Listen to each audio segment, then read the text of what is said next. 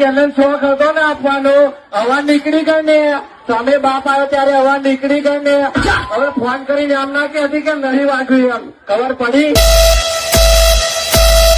Phone કરીને લુકીએ ધમકીઓ બીજાને આપવાની આ ધર્મેશ રિમિક્સ ને નહીં ખબર પડી તને ધમકી બમકી આવતી નહીં નકન ખબર પડી જશે बच्चे माइक पकड़ना सीखते हैं। अरे तुम्हारा